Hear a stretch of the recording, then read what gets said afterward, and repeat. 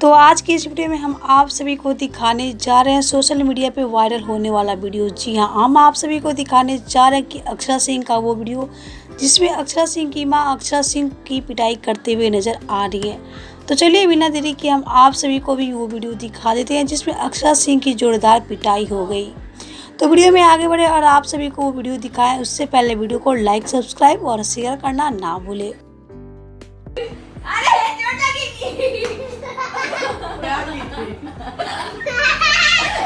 क्या की थी?